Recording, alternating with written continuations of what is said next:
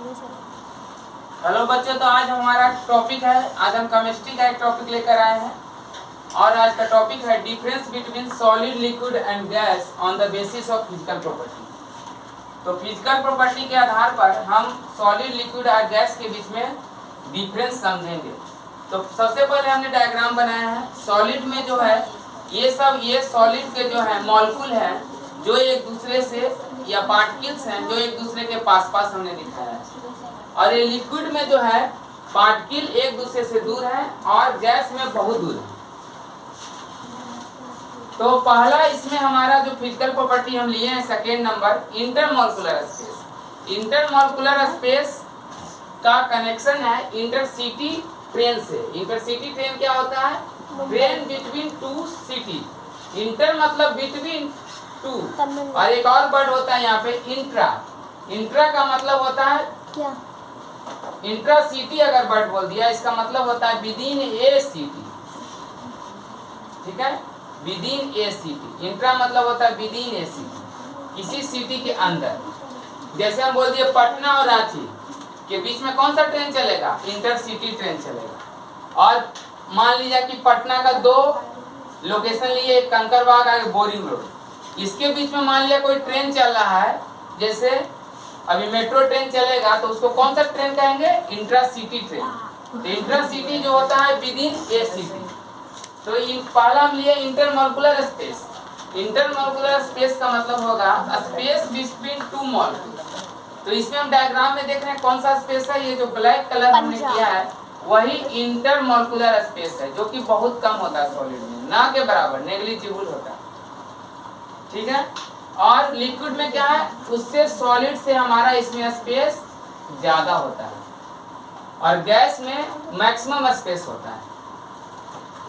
हाँ, intermolecular space का एक एक्सेप्शन है पोरस सॉलिड। पोरस सॉलिड, जिसमें porous solid is an example of intermolecular space, जिसमें जो है हमारा सॉलिड पार्टिकल के बीच में एयर गैप रहता है। जैसे हम बोल दिए आटा, आटा में क्या है?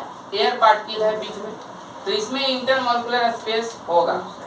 लेकिन अगर सीक्वेंस देखेंगे तो सबसे कम जो इंटरमॉलिक्यूलर स्पेस होगा सॉलिड में, उसके बाद लिक्विड में, और सबसे कम गैस। और तीसरा पॉइंट है हमारा इंटरमॉलिक्यूलर फोर्स ऑफ अट्रैक्शन। तभी हमने बताया कि इंटरमॉलिक्यूलर होता है बिटवीन टू मॉलिक्यूल, तो उनके बीच में जो फोर्स ऑफ अट्रैक्शन होगा उसी को इंटरमॉलिक्यूलर फोर्स ऑफ अट्रैक्शन कहते हैं, या उसको कोहेसिव फोर्स भी कहते हैं।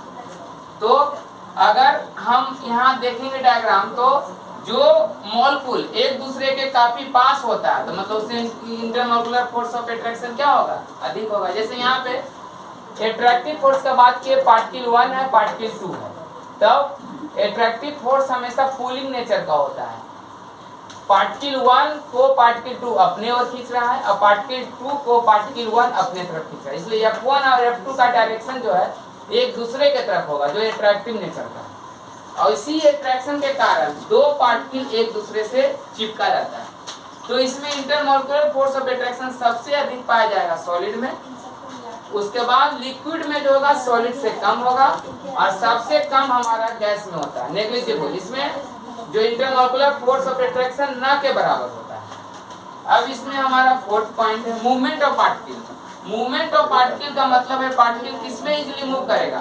तो जिसमें स्पेस ज्यादा होगा उसमें इजीली मूव करेगा, और जिसमें इंटरमॉलिक्यूलर फोर्स ऑफ अट्रैक्शन क्या होगा? कम होगा।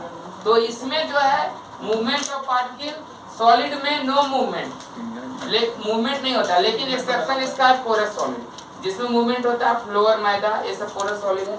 और लिक्विड में जो होगा मूवमेंट सॉलिड से अधिक होगा। लिक्विड में जो मूवमेंट होता है ओवर द सरफेस होता है, और गैस में फ्री टू मूव, यहाँ पे पार्टिकल किधर भी मूव कर सकता है। जैसे वाटर को किसी रूम में गिराएंगे तो क्या होगा? ओवर द सरफेस मूव करेगा।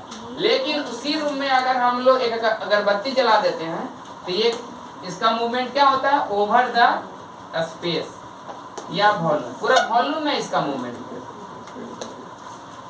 ठीक है, तो ये हम 4 डिफरेंस लिए हैं। 4 डिफरेंस लिए किसके बीच में? सॉलिड, लिक्विड और गैस के बीच में।